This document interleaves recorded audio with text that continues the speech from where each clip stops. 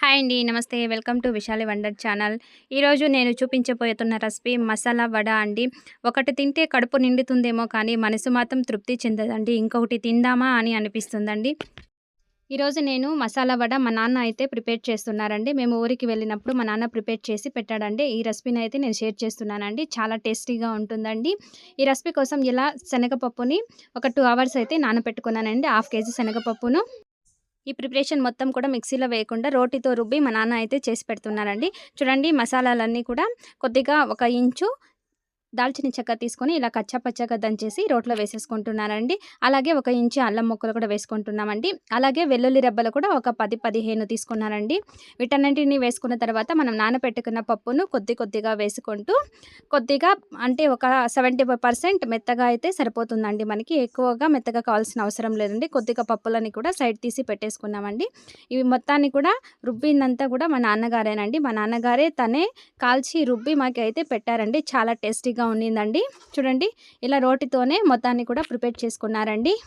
ఇలా రోట్లో వేసి రుబ్బి ప్రిపేర్ చేసుకుంటే వీటి టేస్టే వేరేలా ఉంటుందండి. అందుకేనండి నేను టైటిల్ కూడా పెట్టింది అలాగే థంబ్‌నెయిల్ అండి. ఒకటి తింటే కడుపు నిండుతుందేమో కానీ మనసు తృప్తి పడదని. అంత టేస్టీగా ఉంటాయండి. ఇలా రోటితో రుబ్బి చేసుకుంటే మనకి అందుబాటులో లేవు కాబట్టి మిక్సీలో వేసుకుంటున్నాం. కానీ ఇలా రోటిలో వేసుకుంటే మాత్రం చాలా టేస్టీగా ఉంటుందండి.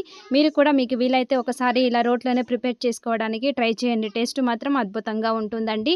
ఇలా మొత్తాన్ని కూడా రుబ్బేసుకున్న తర్వాత ఇప్పుడు ఇలా పప్పు మొత్తం రుబ్బేసుకున్న తర్వాత వీటిలోకి మిక్స్ చేసుకోవడానికి ఒక 5 ఆనియన్స్ కట్ చేసుకున్నారండి సన్నగా. అలాగే కొత్తిమీర, పుదీనా, కొద్దిగా మునగాకు, కరివేపాకు కూడా తీసుకున్నారండి. ఇందులో కర్ణాటకలో అయితే సబ్బక్సి సొప్పు అనే వస్తుందండి. దాన్ని వేసుకుంటే కూడా చాలా టేస్టీగా ఉంటుందండి. అలాగే టేస్ట్‌కు సరిపడా పచ్చిమిర్చి అన్నీ కూడా వేసేసుకొని టేస్ట్‌కు సరిపడా సాల్ట్ వేసి మొత్తం అన్నిటిని కూడా మనం రుబ్బి పెట్టుకున్న పప్పుల్లోకి వేసి బాగా మిక్స్ చేసేసుకుంటామండి.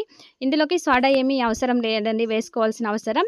సోడా వేసుకుంటే మెత్తబడుతుంది కానీ ఇలాగే వేసుకుంటే క్రిస్పీగా కరకరలాడుతూ చాలా టేస్టీగా ఉంటాయండి. మొత్తం వేసేసుకున్న తర్వాత బాగా మిక్స్ చేసుకొని మనం వడల్లాగా ఒత్తేసుకోవడమేనండి. కొంతమంది వంట సోడా వేసుకుంటారు కానీ వంట సోడా వేస్తే ఆయిల్ ఎక్కువగా పీల్చుకుంటుందండి. వంట సోడా ఏమీ వేయాల్సిన అవసరం లేదండి క్రిస్పీగా కావాలనుకున్న వాళ్ళు. ఇప్పుడు వేడిగన్న ఆయిల్లోకి మనకి కావాల్సిన షేపు సైజులోకి వేడి ఆయిల్లో వేసేసుకొని 2 వైపులా కూడా క్రిస్పీగా గోల్డెన్ బ్రౌన్ కలర్ వచ్చేంత వరకు కాల్చుకుంటే ఎంతో టేస్టీగా ఉండి మసాలా వడ అయితే రెడీ అయిపోయిందండి.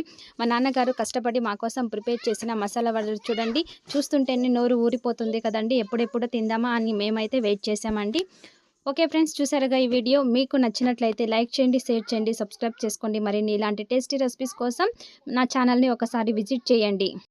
ఇప్పుడున్న కాలానికి అనుగుణంగా ఈజీగా అయిపోవాలని మనం చేసుకుంటూ ఉంటాం కదండి. వేరేవన్నీ యూజ్ చేస్తూ ఉంటాం కదండి, మిక్సీ లాంటివి, గ్రైండర్ లాంటివి. అలా కాకుండా ఇలా పాతకాలం పద్ధతిలో ప్రిపేర్ చేసుకుంటే వాటి రుచిలో హెల్త్ బెనిఫిట్స్ కూడా చాలా ఉంటాయండి. ఓకే ఫ్రెండ్స్, మీరు కూడా ఒకసారి ఇలా రోట్లో ప్రిపేర్ చేసి మీకు ఎలా టేస్ట్ కుదిరిందో చెప్పండి. ఓకే ఫ్రెండ్స్, ఈ వీడియో మీకు నచ్చినట్లయితే లైక్ చేయండి, షేర్ చేయండి, సబ్స్క్రైబ్ చేసుకోండి.